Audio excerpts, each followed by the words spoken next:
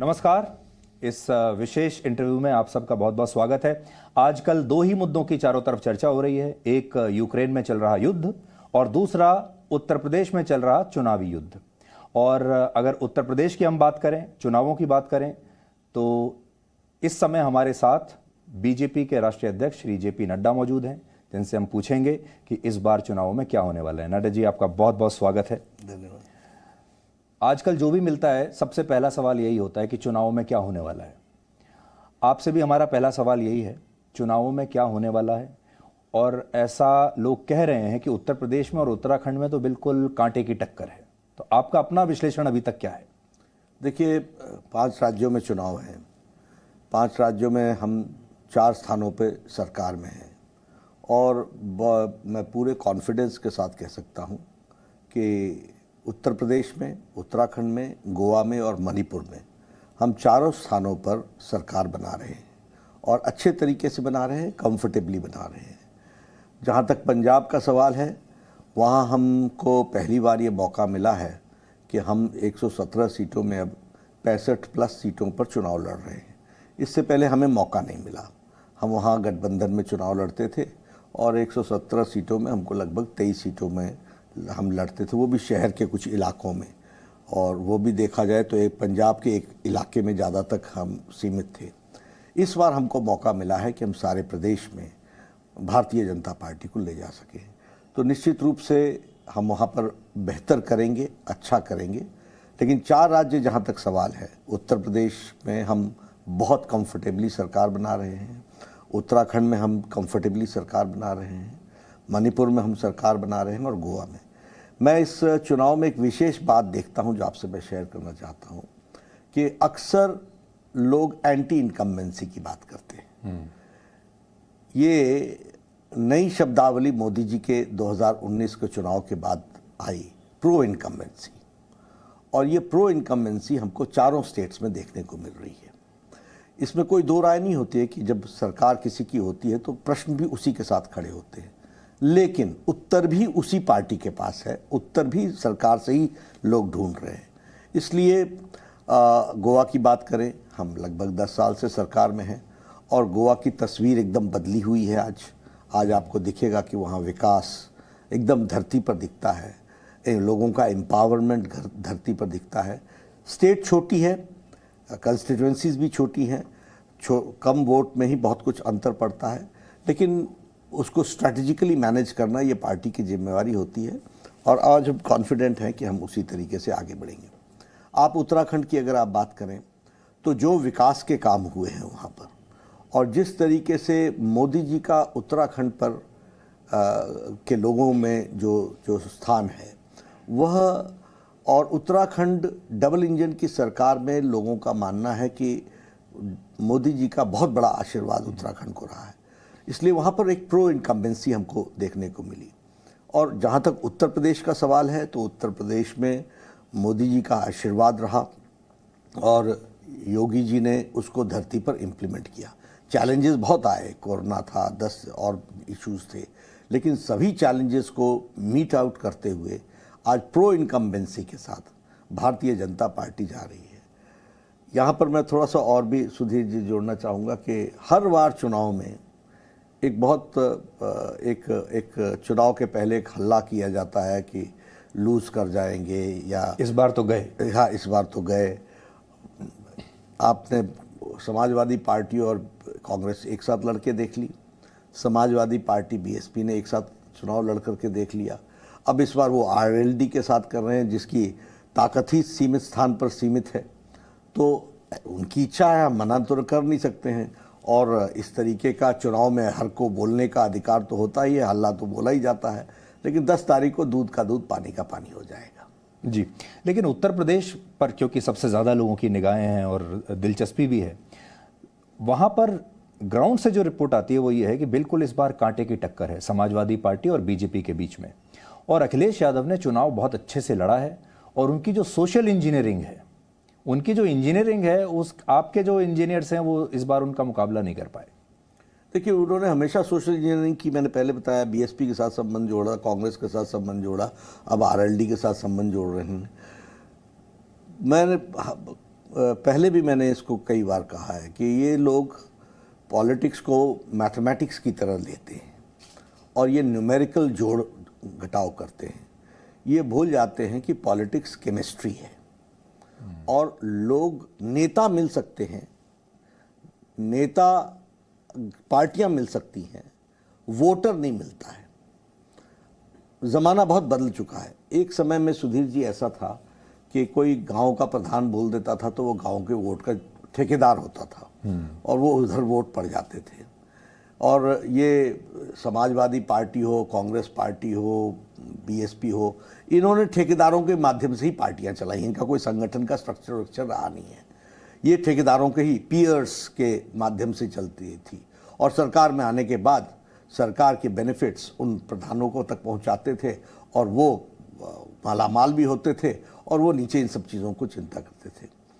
भारत की राजनीति मोदी जी के आने के बाद बदल गई, संस्कृति बदल गई है। अब की स्थिति ऐसी है कि वोटर खुद पहचानता है कि उसने वोट किसको देना है और वो किसके साथ सुरक्षित है। और पहले अभी आज वोटर क्या कहता है, जैसा मालिक कहें, इस तरीके की बात कहता है। अभी विचार नहीं किया गया है, लेकिन वो बहुत सजग है अपने राइट्स के प्रति और वो कहने के बावजूद भी, इन लोगों के कहने के बावजूद भी वोट नहीं देता है। इसीलिए ये 3 बार फेल हुए। बीएसपी के साथ भी फेल हुए, कांग्रेस के साथ भी फेल हुए, अब आरएलडी के साथ भी ये फेल हो गए, क्योंकि इनको लगता है कि नेता मिल जाने से और पार्टियां मिल जाने से वोट नीचे मिल जाते हैं। केमिस्ट्री लोगों की आज मोदी जी के साथ बैठ रही है। केमिस्ट्री लोगों की आज योगी जी की सुरक्षा के साथ मिल रही है और लोग सुरक्षित चाहते हैं अपने आप को। लेकिन इस बार जब पहले और दूसरे चरण का चुनाव हुआ, वोटिंग हुई, तो ये कहा गया कि खासतौर पर पश्चिमी उत्तर प्रदेश में कि मुसलमान वोटर ने बहुत ज़्यादा कंसोलिडेशन के साथ, एक तो वो बटा नहीं, उसने एक जगह वोट डाला और कंसोलिडेट हो गया। दूसरा, दूसरी जातियों के लोग बट गए। तो क्या आपको ऐसा लगता है कि आपकी जो योजनाएं हैं ये मुस्लिम वोटर तक नहीं पहुंची? वो आपके साथ क्यों नहीं आया?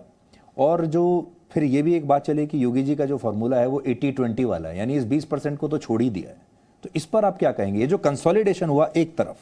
नहीं, देखिए, इस पर इसके उत्तर देने में मुझे शब्दावली पर बहुत ध्यान देना पड़ता है, क्योंकि हम विभाजन और विघटन की बात नहीं करते हैं। हम बात करते हैं सबका साथ, सबका विकास, सबका विश्वास, सबका प्रयास, और इसलिए हम सबको साथ ले जाना चाहते हैं।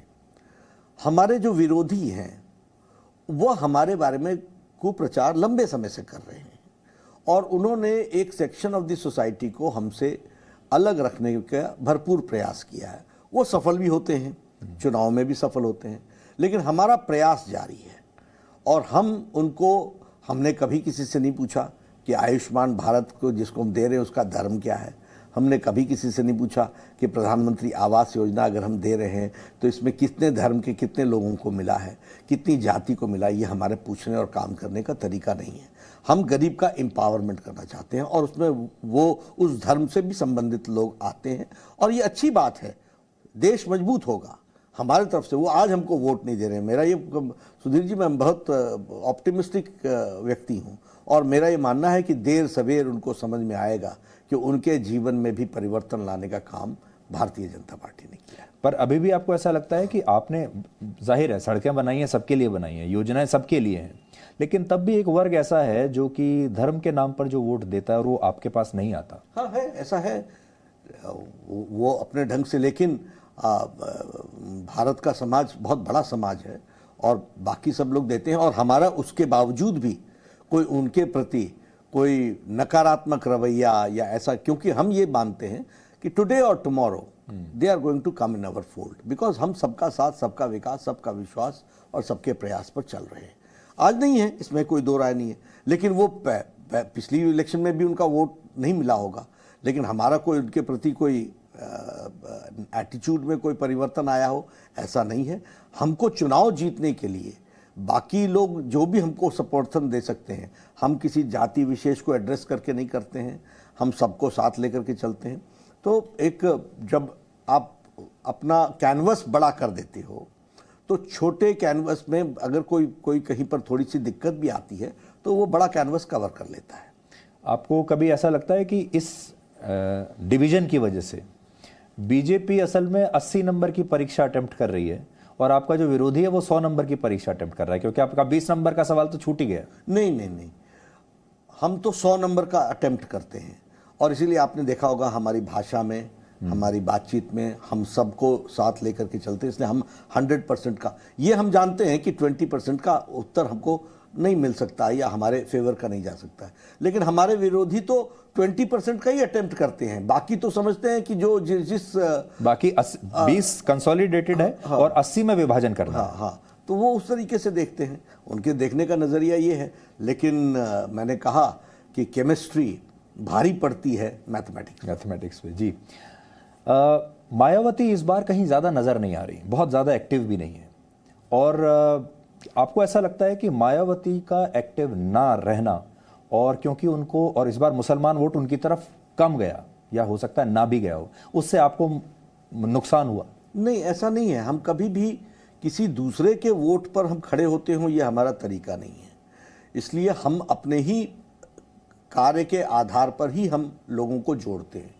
लेकिन फिर भी मैं ये कहूँगा कि उन्होंने जो राजनीति की अभी तक, जो बीएसपी की राजनीति है, वो जाति की राजनीति है, उस पर उनका कंट्रोल तो रहा ही है। तो वही तो मायावती जी पहले कौन सा बहुत बड़े जनसभा करती थी, एक सभा करती थी, 2 सभा करती थी, डायरेक्शन देती थी, नीचे तक वो डायरेक्शन जाता था। उनके पर्टिकुलर जो जाति के लोग, जो उनका समर्थक वर्ग था, वो उनको वोट देता था। हाँ, अब फर्क इतना आ रहा है कि हमारे काम करने के तरीके से मोदी जी की योजनाओं ने उनके जीवन में भी जो फर्क लाया है, वह भारतीय जनता पार्टी की तरफ आ रहा है। लेकिन बाय एंड लार्ज उनके पास जो वोट का समर्थक है वो उनके साथ ही है, तो उससे कोई नुकसान होगा या इस तरीके का, ऐसा हम नहीं देखते हैं। देर सवेर आएगा तो हमारे पास ही आएगा। लेकिन जिस तरह की बॉडी लैंग्वेज और बयान मायावती जी दे रही हैं, पहली बार हमने उन्हें बीजेपी की तारीफ करते हुए या बीजेपी पर ना हमला बोलते हुए हमने देखा है, तो ऐसा लग रहा है कि बीजेपी और मायावती के बीच में भी आपके बड़े मधुर संबंध पहली बार देखने को मिल रहे हैं। नहीं, ऐसा और नहीं आपने शायद उनके जीवन पर भी काफी, उनके जीवन में भी सकारात्मक असर आ गया आपकी योजनाओं का। वो भी खुश हैं? वो हो सकता है, उनके समर्थक उनको बताते होंगे कि उनके जीवन में परिवर्तन आया है और उनको ऐसा लगता होगा। लेकिन हमारी स्ट्रैटेजी हमेशा क्या होती है कि हम हमेशा उस पर अटैक करते हैं जो हमारा मुख्य प्रतिद्वंदी होता है। और इसलिए हर एक स्टेट में अलग अलग तरीके से, हम मणिपुर में कांग्रेस पर बोल रहे हैं, हम गोवा में कांग्रेस पर बोलते हैं, हम उत्तराखंड में कांग्रेस पर बोलते हैं, हम उत्तर प्रदेश में समाजवादी पार्टी पर बोलते हैं। तो ये हमारी स्ट्रैटेजी होती है कि जो हमारा मुख्य विपक्षी दल है उसको हम घेरे में लेते हैं और उसके साथ ही हम विषयों को रखते हैं। और जैसा मैंने कहा कि देर सवेर वो फोल्ड हमारे पास आएगा ही आएगा, क्योंकि हमारी केमिस्ट्री मजबूत हो रही है और लोगों को बेनिफिट होकर के वो एम्पावर हो रहे हैं। अब एक सवाल वो जो पत्रकार से लेके नेता से लेके जनता तक सब पूछ रहे हैं, वो ये कि इस बार अगर उत्तर प्रदेश में आपकी सीटें कम आई पहले से, जो कि लगता है कि कम आएंगी, पहले जितनी तो नहीं आएंगी, तो क्या योगी जी तब भी मुख्यमंत्री बनेंगे? देखिए, हम योगी जी के नेतृत्व में चुनाव लड़ रहे हैं और इसमें अगर का सवाल ही कोई नहीं है। उनके ही नेतृत्व में और वही नेता होंगे। और वैसे तो पार्लियामेंट्री बोर्ड इसका फैसला करता है, मुहर तो पार्लियामेंट्री बोर्ड लगाएगी, लेकिन हाँ, हम उनके नेतृत्व में चुनाव लड़ रहे हैं और वो मुख्यमंत्री अगले होंगे। और अगर का सवाल नहीं होता, मान लीजिए 210-220 सीटें आती हैं, हम कंफर्टेबल होंगे आराम से। हम तो 300 पार की बात कर रहे हैं और हम 300 पार की तरफ जाने की स्थिति में आ रहे हैं। तो इस बार चुनाव में ना तो हाथ है और ना हाथी है, जैसी हमारी बात हुई, लेकिन साइकिल है और साइकिल बड़ी होती जा रही है। क्या यही कारण है कि अब अचानक से प्रधानमंत्री के भाषणों में भी और आपके चुनाव प्रचार में भी साइकिल पर अटैक शुरू हो गया है कि साइकिल में बम लगाए जाते हैं, साइकिल को आतंकवाद से जोड़ दिया गया है? तो एक नई चीज़ आपने उठाई है जिससे हो सकता है कि एक वर्ग, खासतौर पर जो अल्पसंख्यक वर्ग है, वो आपसे और नाराज होगा। देखिए, हमने कहा ना कि हम इशू बेस्ड पॉलिटिक्स करते हैं। हम न किसी के प्रति द्वेष रखते हैं और न ही किसी के प्रति तुष्टीकरण करते हैं। हम सबका साथ, सबका विकास, सबका विश्वास, सबका प्रयास लेटर और स्पिरिट में करते हैं। हम किसी वर्ग, हमने कभी किसी धर्म विशेष पर कुछ नहीं कहा है, लेकिन हमने देश की सुरक्षा पर कहा है। और देश की सुरक्षा के साथ अगर समाजवादी पार्टी का इतिहास और अखिलेश का इन पर्टिकुलर मुझे दिखता है कि उसने देशद्रोहियों का साथ देने का काम किया है, तो ये बताना हमारी जिम्मेवारी होती है। अभी 2 दिन पहले, 3 दिन पहले उन्होंने कहा साइकिल आम आदमी चलाता है। तो कौन कहता है कि आम आदमी साइकिल नहीं चलाता है? लेकिन वो समाजवादी पार्टी के सिंबल का साइकिल नहीं चलाता है, वो अपनी साइकिल चलाता है। समाजवादी पार्टी का जो सिंबल है यह बम के साथ जुड़ा हुआ है। अगर आप 15 टेररिस्ट केसेस, 15 टेररिज्म के केसेस, जिसमें कचहरी बम कांड, जिसमें 3 सीरीज की कचहरी बम कांड हुआ, गोरखपुर का गोलघर का बम कांड जिसमें 3 जगहों पर बम ब्लास्ट हुआ, श्रमजीवी ट्रेन में बम ब्लास्ट, मुंबई के लोकल ट्रेन में बम ब्लास्ट, संकट मोचन वाराणसी में बम ब्लास्ट, दशाश्वमेध घाट में बम ब्लास्ट, रामपुर में सीआरपीएफ के कैंप पर गोलियां चलना, 7 सीआरपीएफ के जवान का मारा जाना, और इसी तरीके से अन्य जो बम ब्लास्ट हुए, इनमें जो लोग शामिल हैं, जिन पर टेररिज्म के केसेस चल रहे थे और जिनको सजाएं भी हुई हैं, एक को 4 जिंदगियों तक आजीवन कारावास हुआ है, 7 लोगों में से 4 लोगों को सजाए मौत हुई है, 3 को आजीवन कारावास हुआ है।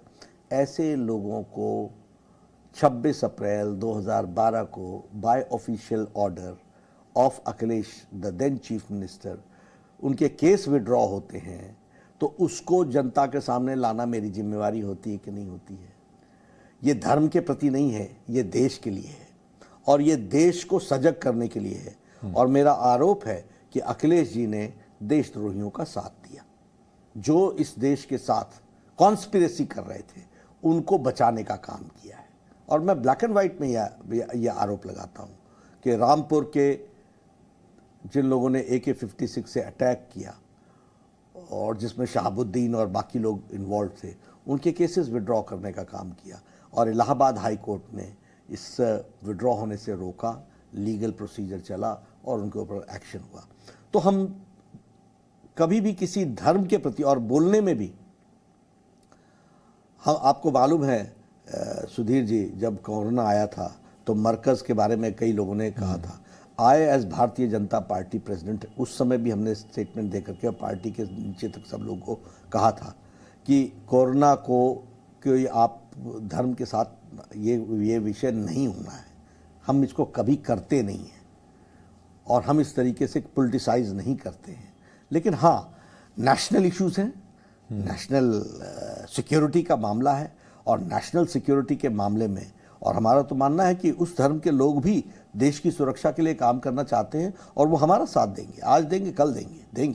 अब समस्या तब आती है जब अब नवाब मलिक को ईडी ने अरेस्ट कर लिया, वो भी खास धर्म के हैं और वहाँ से भी फिर यही नैरेटिव आया। अब यूपी में आपने राष्ट्रीय सुरक्षा की बात की, महाराष्ट्र में आपने अंडरवर्ल्ड दाऊद इब्राहिम का मुद्दा निकाल दिया और कहा कि ये दाऊद इब्राहिम से मिले हुए थे, और वहाँ पर भी सेम धर्म है, आरोप भी सेम तरह के हैं। अब विपक्ष के लोग जो हैं वो बार बार ये कहते हैं कि आप इस मुद्दे को ज़रूरत से ज़्यादा इस्तेमाल करके, और एजेंसीज का इस्तेमाल कर रहे हैं लोगों को, विपक्षी नेताओं को एलिमिनेट करने के लिए। तो नवाब मलिक का जो ताज़ा केस है वो भी उसी बात की पुष्टि करता है। देखिए, सेम कॉम्बिनेशन, सेम फॉर्मूला। हाँ, ठीक है। ये नवाब मलिक को कोर्ट ने कहा ना ईडी को कि आप इसको, इनका इंटरोगेशन कीजिए, तो कोई तथ्य है ना, उन तथ्यों के बारे में कोई विपक्षी दल क्यों नहीं बोलता है? मैंने आपके साथ जितनी भी चर्चा की उसमें मैंने तथ्य बताए कि अखिलेश कैसे इन्वॉल्व है और अखिलेश की इन्वॉल्वमेंट कहाँ पर है। हमने ये नवाब मलिक का ये जो ईडी ने केस, इसको आखिर ईडी ऐसे पकड़ कर तो ले नहीं गई, कोर्ट ने इजाज़त दी, कोर्ट के सामने कुछ कागज़ रखे गए होंगे, उन कागज़ों पर ध्यान दिया होगा। हम संविधान से चलने वाले लोग हैं और हम तुष्टीकरण नहीं करते हैं, हम ये नहीं करते हैं कि नहीं अभी इलेक्शन हो रहा है इसलिए इसको रोक दो इलेक्शन के बाद। ये ऐसे कानून नहीं चलते हैं और ऐसे ये हमारा हस्तक्षेप नहीं होता है। हर एक ऑर्गेनाइजेशन इंडिपेंडेंट है, हर ऑर्गेनाइजेशन अपने तरीके से काम करती है, उसकी इंडिपेंडेंस को बरकरार रखना ये संविधान के तहत रूलिंग पार्टी की जिम्मेवारी होती है और इसलिए ये एजेंसीज बिल्कुल इंडिपेंडेंट हैं और तथ्यों के आधार पर कर रहे हैं और तथ्यों के ही आधार पर उनको रिमांड मिली है। अब दीगर बात है, अलग बात है कि जब किसी के ऊपर आरोप राष्ट्र विरोधी तत्वों के साथ जुड़ने का होता है तो ये जो अपने आप को राष्ट्रवादी राजनीतिक दल बोलते हैं, इनके पेट में पीड़ा क्यों होती है, इनको तकलीफ क्यों होती है? और अगर आपको तकलीफ होती है तो जनता के पास पहुंचाने की जिम्मेवारी हमारी भी होती है। इसी तरीके से आप देखिए कर्नाटक में अब हिजाब का जो है बहुत कंट्रोवर्सी हो रही है, विवाद हो रहा है, उस पर आपका क्या कहना है? आपकी पार्टी का और सरकार का भी क्या व्यू है? कर्नाटक की सरकार तो कह ही रही है हाई कोर्ट में, लेकिन आपका देखिए, हम संविधान से चलने वाले लोग हैं और संविधान की रक्षा करना और संविधान को मानना और मनवाना ये हमारी जिम्मेवारी होती है। ये एक ऐसा केस है जिसमें धार्मिक भावनाएं दोनों तरफ से उभरती भी हैं, उभर भी सकती हैं। एज रिस्पॉन्सिबल पॉलिटिकल पार्टी हमारी ये जिम्मेवारी है कि कानून व्यवस्था बनी रहे और ये मामला न्यायालय में है और न्यायालय के पर हमारा विश्वास है। न्यायालय जो भी फैसला करेगा उसको भी हम इम्प्लीमेंट करेंगे और जब न्यायालय ऐसे सेंसिटिव मामले में अपने वक्तव्य को उसने सुरक्षित रखा है या उस पर विचार कर रही है तो राजनीतिक दल के कार्यकर्ता नेता के रूप में हमारे लिए उस पर टिप्पणी करना उचित नहीं होगा। हाँ, हम इतनी एश्योरेंस जरूर देते हैं कि we will respect and we respect the judicial procedure और सबसे हम अपील करते हैं कि हमें धार्मिक उन्माद को न बढ़ाना चाहिए न उसको हमको आउट ऑफ प्रोपोर्शन ले जाना चाहिए। व्यक्तिगत मत हो सकते हैं लेकिन हम न्यायालय के आप ये मानेंगे कि स्कूलों में यूनिफॉर्म ही होनी चाहिए? ये तो देखिए, हर इंस्टीट्यूशन, हम सब स्कूल में गए और हमने कभी इस तरह की चीजें फेस नहीं की, अब अचानक हम ये देख रहे हैं। वो ठीक है, लेकिन मैं अगर इस पर कुछ वक्तव्य देता हूं तो वह एक तरीके का एक हमारी पार्टी का मन दिखता होगा, लेकिन मैं ये कहता हूं एवरी ऑर्गेनाइजेशन के अपने इंटरनल डिसिप्लिन के सिस्टम्स हैं। उन इंटरनल डिसिप्लिन के सिस्टम्स को फॉलो करना, किसी को भी उस ऑर्गेनाइजेशन से जुड़ना हो तो करना चाहिए, लेकिन let us wait for the judgement to come from the और the view of the court, क्योंकि हम न्यायालय से चलने वाले, संविधान पर चलने वाले लोग हैं। इसमें भी पीएफआई जैसी संस्थाओं का नाम फिर से आ रहा है और ये बात आ रही है कि यही लड़कियां पहले बिना हिजाब के आती थी, हाँ। अब अचानक से कोई है जो उनको भड़का रहा है, तो और वो भी दक्षिण भारत में, तो इसके पीछे कोई आप खास डिजाइन देखते हैं कि ये एक? देखिए, डिसइंटीग्रेट करने वाली फोर्सेस हमेशा एक्टिव रहती हैं, वो तरह तरह से नए नए तरीके से आती हैं। हम इस पर टिप्पणी करें इसकी आवश्यकता नहीं है, हमें सजग रहने की ज़रूरत है, लेकिन हमारी जो स्टेट की भी और सेंटर की भी जो इंटेलिजेंस एजेंसीज हैं वो इन सब चीज़ों को सुधीर जी बिल्कुल क्लियरली लेकर के आएंगी और उनसे ही पता चलेगा कि डिसइंटीग्रेटिव फोर्सेस की डिज़ाइन क्या है। इसमें तो कोई दो राय नहीं है कि ये तो रिटन ऑन वॉल है कि एक समय में ये सिमी ऑर्गेनाइजेशन होता था, सिमी ऑर्गेनाइजेशन के बॉम्ब ब्लास्ट से संबंध साफ सामने आए, सिमी ऑर्गेनाइजेशन के ऑफिस बेरर्स के पास आरडीएक्स भी पकड़ाया, बाकी भी पकड़ाया, टाइम बॉम्ब्स भी पकड़ाए, बाकी भी सारे एक्सप्लोसिव्स पकड़ाए। सिमी बैन हुई, बैन होने के बाद ये नया संगठन बना, वही लोग नए रूप में आए हैं, लेकिन इस पर कमेंट और एक इसके बारे में वक्तव्य कोई जो हमारी सिक्योरिटी की एजेंसीज हैं, जो इंटेलिजेंस एजेंसीज हैं, वो फैक्ट्स के साथ रखेंगी और जनता को बताना फिर हमारी जिम्मेवारी होगी। लेकिन हाँ, इसमें कोई दो राय नहीं है कि मोदी जी के नेतृत्व में देश मजबूत हो रहा है और देश आगे बढ़ रहा है और देश की दुनिया में आवाज़ बनी है और दुनिया भारत की आवाज़ को सुनता है, मोदी जी की आवाज़ को सुनता है। इसके चलते बहुत लोगों को दर्द होती है, बहुत तकलीफ होती है। वो लोग नहीं चाहते हैं कि भारत मजबूत हो, वो कई तरीके से डिज़ाइन करते रहते हैं। वो पंजाब में भी करते हैं, वो अन्य स्थानों पर भी करते हैं। कई कई संगठनों के नाम से करते हैं। ये नॉर्थ ईस्ट को आप देखिए, आज से 2014 के पहले किस स्थिति में ला करके खड़ा कर दिया था, लेकिन मोदी जी ने मेन स्ट्रीमिंग की कि नहीं की, एक्ट ईस्ट की पॉलिसी अडॉप्ट की कि नहीं की। 1500 से ज़्यादा मिनिस्ट्रियल टूर्स नॉर्थ ईस्ट में हुए हैं। 50+ time, half century time north east का विजिट भारत के प्रधानमंत्री ने किया है। यही यूपीए में जो प्रधानमंत्री असम से जीत करके आए, वो 2 से 3 बार नहीं गए नॉर्थ ईस्ट। तो और इसमें डिसइंटीग्रेटेड फोर्सेस को मजा आ रहा था कि नहीं आ रहा था? आज वो इंटीग्रेटेड और बिल्कुल एक ताकतवर भारत का के मेन स्ट्रीमिंग के साथ हमारे को वो स्टेट्स दिखती हैं कि नहीं दिखती हैं। यहीं पर पहले इंसर्जेंसीज थी, यहीं पर कितने ग्रुप्स वर्क करते थे। जो भी ग्रुप वर्क करता था वो हमेशा देश को डिसइंटीग्रेट करने के लिए वर्क करता था।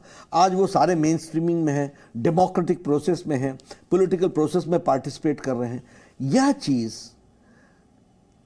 जो लोग देश को मजबूत नहीं देखना चाहते हैं, उनके लिए ये तकलीफ का विषय है। दुर्भाग्य ये है कि हमारे यहाँ कुछ राजनीतिक दलों को इसकी समझ न होते हुए वो भी कभी इनसे सुर से सुर मिला करके बातें करते हैं। ये बड़ा दुर्भाग्य है, लेकिन फिर भी हम पूरी तरीके से तैयार हैं और मोदी जी के नेतृत्व में इस तरीके के डिसइंटीग्रेटिव फोर्सेस नहीं चलेंगी। और हम जैसे मानते हैं कि भारत एक आत्मा है और एक संपूर्ण तरीके से भारत एकात्म है। अब इसके अंदर कोई स्लीपिंग सेल्स, कोई बैड सेल्स, तो एंटीबॉडीज़ बनाना भी हमारा ही काम है और देश को मजबूत रखने के लिए तैयारी करना ये भी हमारा काम है, हम करेंगे। आपने पंजाब का जिक्र किया, अब पंजाब की तरफ चलते हैं। पंजाब में आप अकेले लड़ रहे हैं, तो अच्छा है, आपका एक नेट प्रैक्टिस आपकी अच्छी हो जाएगी और आपको पता भी चलेगा कि आप कहाँ ठहरते हैं पंजाब में। पंजाब में जो स्थिति सामने आ रही है, अगर मान लीजिए आप और अकाली दल दोबारा से सरकार बनाने की स्थिति में आते हैं, अगर हंग असेंबली हुई, तो क्या आप हाथ मिलाएंगे एक साथ फिर से? देखिए, सबसे पहली बात तो यह है कि हम लोगों ने एनडीए में किसी को भी भेजने का तय नहीं किया था। हम किसी को भेजते नहीं हैं, हम सबको साथ रखते हैं और हम चाहते हैं कि हमारे साथ रहें। अब आपने अकाली दल की बात की है, जब हमको अकाली दल के साथ समझौता करते हुए अपनी पार्टी के विकास को भी समझौता करना पड़ा, तब भी हमने अकाली दल के साथ अपने रिश्ते मेंटेन किए, क्योंकि हमने माना कि हमसे पुराना, हमारा सबसे पुराना साथी था। पिछले चुनाव में इनके साथ जाने के कारण हमारे नुकसान होना निश्चित था। हमने नुकसान को सहना मंजूर किया, लेकिन हमने साथ नहीं छोड़ा, साथ उन्होंने छोड़ा है। अब उन्होंने छोड़ा तो हम क्या कर सकते हैं, नंबर 1। नंबर 2, इस विषय पर कोई मैं राष्ट्रीय अध्यक्ष के रूप में कहूँ, ये हमारा तरीका नहीं है।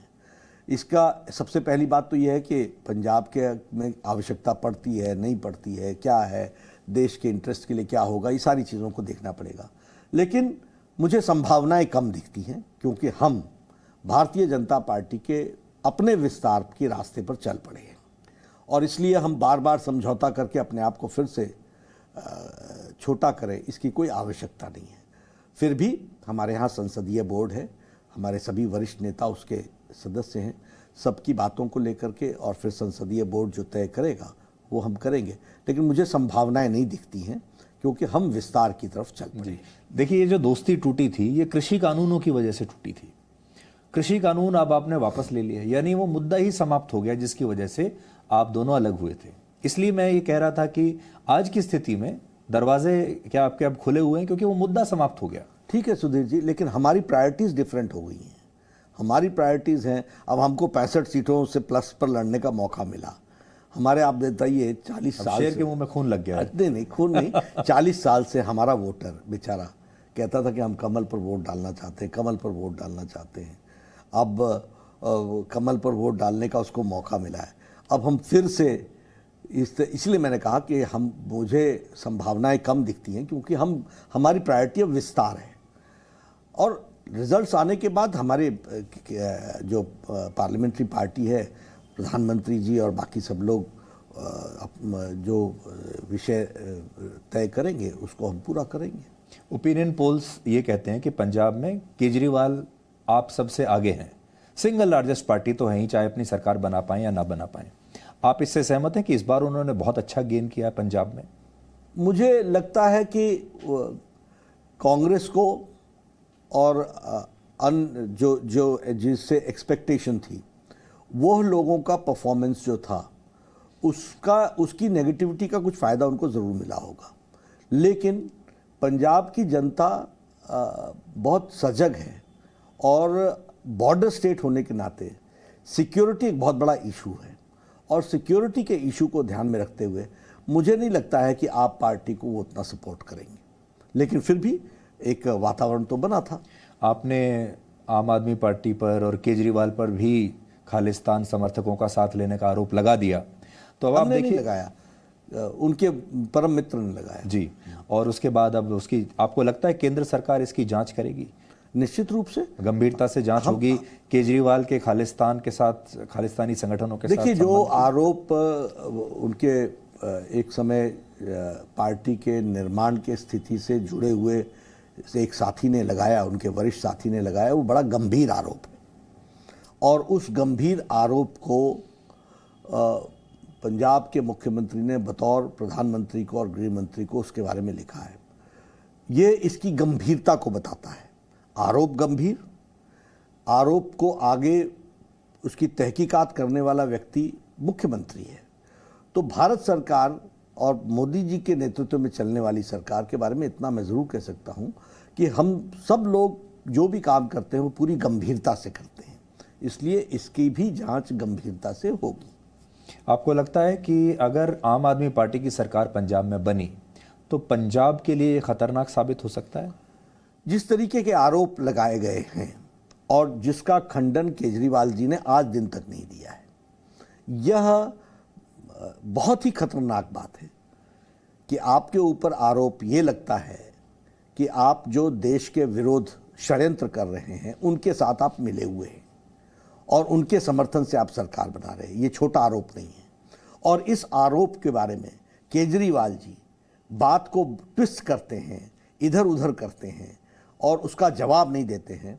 ये गैर जिम्मेदाराना व्यवहार है और ये देश के लिए बहुत खतरनाक है। और देश को जानने का अधिकार है और देश को बताना उनकी जिम्मेवारी है। ये जो सारी चीज़ें हो रही हैं, उससे मैं इतना ज़रूर बोल सकता हूँ कि बॉर्डर स्टेट में ये खतरे की घंटी तो होती ही है और है ही। जी, पर अब आप देखिए पूरे चुनाव में टेम्पलेट सेम है। ये मैं आपके विरोधियों का आरोप लगा रहा हूँ। यूपी में भी आपने आतंकवाद का मुद्दा उठाया, पंजाब में केजरीवाल को खालिस्तान से जोड़ दिया, नवाब मलिक को दाऊद इब्राहिम से जोड़ दिया। So template is the same everywhere. नहीं, इसको जरा दूसरे ढंग से देखिए। सब जगह हमारे विरोधी दल सत्ता पाने के लिए देश के साथ भी कॉम्प्रोमाइज करने के लिए बैठे हुए हैं और हम देश को मजबूत रखते हुए जनता की सेवा के लिए समर्पित हैं। दोनों के काम की शैली में अंतर है। हमने तो नहीं कहा अखिलेश जी को कि आप टेररिस्टों का ढोल पीटिए, हमने तो नहीं कहा कि उनको आप बचाइए, हमने तो नहीं कहा आजम खान आज जेल में है, आपके समय में बाहर होते हैं, मुख्तार अंसारी आज जेल में है और सुप्रीम कोर्ट उनको बाहर क्यों नहीं निकाल देती है, अतीक अहमद क्यों नहीं बाहर निकल जाते हैं, कानून का राज है, क्यों अंदर है? जुर्म सेम था, मुजरिम सेम था, नेता अलग था। समाजवादी पार्टी थी तो आप दंदना रहे थे, आज आप जेल के अंदर हैं। ये फर्क है। और इसका मतलब ये होता है कि अखिलेश जी देश के इंटरेस्ट को ताक पर रख करके अपनी राजनीति रोटियां सेकना उनका स्वभाव है। अब ये टेम्पलेट ये है। अब आप दूसरी तरफ आइए। नवाब मलिक, अगर उसके विषय कहीं दाऊद से जुड़े हुए दिखते हैं और कुछ कागज़ उस तरीके के आते हैं, उन कागज़ों के आधार पर इंडिपेंडेंट एजेंसी कोर्ट में जा कर के परमिशन लेकर के उनसे मांगती है, तो इनमें ये इतना स्वाभिमान क्यों नहीं पैदा होता है एनसीपी में, शिवसेना में और कांग्रेस में, कि वो कहें कि भाई देखो अगर ये गड़बड़ी हुई है तो ऐसे लोगों के साथ हम साथ नहीं चलेंगे। इनको देश पसंद नहीं है, इनको देश की मजबूती के साथ कॉम्प्रोमाइज़ करना पसंद है और अपनी राजनीतिक रोटियां सेकना यह ज़्यादा महत्वपूर्ण है। अब आइए आप खालिस्तान के विषय पर। एक गंभीर आरोप आप पर लगा है कि आपके टेररिस्ट ग्रुप्स के साथ मीटिंग्स हुई हैं। आप चीफ मिनिस्टर हैं, केजरीवाल जी चीफ मिनिस्टर हैं दिल्ली के, राजधानी के चीफ मिनिस्टर हैं। आपके ऊपर यह आरोप लगता है कि आपने उनके यहाँ ठहरे हैं, आपके मीटिंग हुई है, आपकी फंडिंग हुई है, ये सारे बात उन पर आरोप लगते हैं। क्या ये जिम्मेवारी नहीं है कि वो कहें नो, नो एंड नो? आज दिन तक क्यों नहीं कह पा रहे हैं? नहीं कहने का मतलब यह है कि दाल में काला नहीं, दाल पूरी काली है। और फिर यहां पर आप देखिए कि आप पंजाब में सत्ता हथियाने के लिए आप देशद्रोहियों के साथ समझौता करने के लिए तैयार हैं। यह है टेम्पलेट। और हमारे तरफ से हम जीते न जीते, हमें सफलता मिले न मिले, हिंदू सिख भाईचारे को एक साथ रख करके चलाना यह हमारी जिम्मेवारी है, और बॉर्डर स्टेट को मजबूत रखना यह हमारी जिम्मेवारी है। सेकंड लास्ट क्वेश्चन, कृषि कानून को लेकर जितना भी इस देश में आंदोलन चला, उसका असर आपने पंजाब और उत्तर प्रदेश में देखा? आपको लगा आपको नुकसान हुआ उसकी वजह से? नहीं, देखिए, सबसे पहली बात तो यह है कि यह कानून किसानों के हित का था और किसानों को बहुत इससे हितकारी स्थिति हो रही थी और होनी थी और होगी भी है, होनी थी। सबसे पहली बात तो ये सुधीर जी कि ये सारे देश का किसान का आंदोलन नहीं था। आपने खुद ही कहा, कुछ वेस्टर्न यूपी में, कुछ पंजाब में, कुछ हरियाणा में सीमित था। उनके रीजंस भी अलग अलग थे। उन रीजंस को तूल देते हुए आंदोलन लंबे समय तक चला। उन्होंने चलाया भी, उन्होंने अपने ढंग से इसको आगे बढ़ाया भी। प्रधानमंत्री जी ने एक अभिभावक की तरह, एक देश के रक्षक की तरह ये कहा कि कानून किसानों के पक्ष का था, हम समझा नहीं पाए। और बाद में उन्होंने ये भी कहा कि किसानों के मुद्दों से बड़ा देश का मुद्दा था, तो देश के मुद्दे के लिए और अभिभावक की तरह हम नहीं समझा पाए, हम इसको पूरी तरीके से वापस लेते हैं। और हमको चुनाव में ये मुद्दा दिखने को मिला भी नहीं। अच्छा, हाँ, मुझे ये कहीं भी देखने को मिला नहीं कि इसके कारण कोई नाराज़गी है या कोई इस तरीके की है। और जो लोग किसान जो नेताओं के कारण भ्रमित भी हुए थे, वह भी मोदी जी के इस जेस्चर के कारण उन्होंने उसको बहुत पॉजिटिवली स्वीकार किया और उसको उस तरीके से लेकर के चले। इसलिए मुझे नहीं लगता है कि यह मुद्दा कोई चुनाव में असर करने वाला है। और वैसे भी मैं आपको बता दूं कि हरियाणा में चुनाव हुआ था जब किसान आंदोलन पूरे चरम पर था। बाई इलेक्शन था, अभय चौटाला की विधानसभा थी, सीट का नाम मैं भूल रहा हूँ, उसमें हुआ। हम जब पहले बार चुनाव हुआ था तो हम तीसरे नंबर पे थे अभय चौटाला वाले। इस बार जब चुनाव हुआ तो हम बहुत कम मार्जिन से हम सेकंड नंबर पर आए, कांग्रेस फेंका गई। तो ये लोग तो किसान आंदोलन की डफलियां बजाते थे, तो वोट तो उनको पड़ना चाहिए था, तो बीजेपी कहाँ से आ गई? तो किसान आंदोलन के दौरान भी भारतीय जनता पार्टी को समर्थन इस रीजन में भी मिला है और अच्छा समर्थन मिला है। जब आप हमको मतलब लोग कानून व्यवस्था को अपने हाथ में लेकर के हमारी मूवमेंट को भी रोकने की कोशिश कर रहे थे, उस समय भी हरियाणा की जनता ने हमको समर्थन दिया। हम कम वोटों से सेकंड नंबर पर हम रहे, हम कम वोटों से, कम अंतराल से हम। तो इन पार्टियों का फिर आप क्या भविष्य देखते हैं? जैसे आरएलडी है, जयंत चौधरी की पार्टी है, वो केवल इसी मुद्दे पर खेल रहे हैं कि उन्हें इस आधार पर वोट मिल जाए। उधर अकाली दल ने भी यही कोशिश की। इनका अब इन चुनावों के बाद क्या भविष्य आप देखते हैं? देखिए, सोच जैसी होगी वैसा ही उत्तर मिलेगा। मैं कई बार बोलता भी हूं, ये पॉलिटिक्स में परिवार के कारण पहुंचे हुए। इनके बुजुर्गों ने किसी समय में अच्छी लड़ाई लड़ी है और मुद्दों पर लड़े हैं, उसके कारण ये आगे बढ़े हैं। और मैं तो मानता हूं कि देश के प्रजातंत्र के लिए ये खतरा है, रीजनल पार्टीज भी और पारिवारिक पार्टीज भी। और रीजनल पार्टीज भी अब पारिवारिक पार्टी ही बन रही हैं, और ये देश के लिए, डेमोक्रेसी के लिए बहुत बड़ा खतरा है। भारतीय जनता पार्टी के लिए अच्छी स्थिति है, क्योंकि भारतीय जनता पार्टी अकेली, अब इंडियन नेशनल कांग्रेस, न ये इंडियन रह गई है, न ये नेशनल रह गई है, ये कुछ सूबों में सीमित हो गई है, रीजनल पार्टी बन गई है। और ये पारिवारिक पार्टी बन गई है, भाई बहनों की पार्टी बन गई है। तो जो राष्ट्रीय पार्टी थी वो राष्ट्रीय नहीं रही, तो बाकी तो की तो उत्पत्ति रीजनल हुई थी। ऊपर उठा के देखिए। तो आपके हिसाब से तो एक ही राष्ट्रीय पार्टी बची अभी पूरे देश में? मैं मानता हूं ideological based consistency right from 1950s, एक साथ बढ़ने वाली पार्टी और हमेशा बढ़ने वाली पार्टी, सतत जिसका ग्रोथ बढ़ता गया है, वो भारतीय जनता पार्टी है। हाँ, और उसमें आपका जो बेटा है वो बीजेपी अध्यक्ष नहीं बनेगा आपके बाद? बिल्कुल संभव ही नहीं है। और हो सकता है कि हमारे रहते राजनीति में भी न रहे। आखिर पार्टियां, सुधीर जी, उसका प्रजातंत्र कैसे बचेगा? और अब हिमाचल प्रदेश में हमने एक सीट हार ली, हमने एक सीट अभी बाई इलेक्शन में हार ली। हम बेटों को दे करके, परिवार को दे करके सीट जीत सकते थे, हमने नहीं किया compromise. We are ready to pay the price. लेकिन आखिर पार्टी का कार्यकर्ता क्यों काम करेगा और बाकी पार्टियों के की स्थिति कमजोर क्यों हो रही है? वाई आर दे वो उनके सेहत में गिरावट क्यों आ रही है? उनकी सेहत में गिरावट इसलिए आ रही है क्योंकि उसमें एनर्जी नहीं रह गई है, इनर्शिया नहीं रह गया है। आखिरी सवाल आपसे, अब ये जो चुनावों के नतीजे आएंगे 10 मार्च को, इसे आप प्रधानमंत्री मोदी पर टिप्पणी मानेंगे, राज्यों के मुख्यमंत्रियों पर जहां आपकी सरकार है वहां पर उन पर टिप्पणी है, या बीजेपी अध्यक्ष होने के नाते आपके नेतृत्व शैली पर भी टिप्पणी है? देखिए, हमारे यहाँ हम सब लोग, मैं सुधीर जी थोड़ा इसका विस्तार से जवाब दूंगा।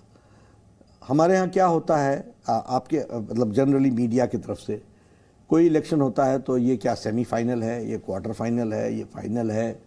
मैं मानता हूँ हर इलेक्शन, हर स्टेट, हर समय, हर परिस्थिति में अलग होता है और उसके लिए जिम्मेवारी अगर हम कलेक्टिवली सोचते हैं और कलेक्टिवली ही हम श्रेय को भी लेते हैं और नुकसान को भी लेते हैं। अगर आप बात करें इस चुनाव को, तो सबसे बड़ी शख्सियत और सबसे ज़्यादा जिनकी फॉलोइंग और सबसे ज़्यादा जिनका विश्वास है वो प्रधानमंत्री हैं।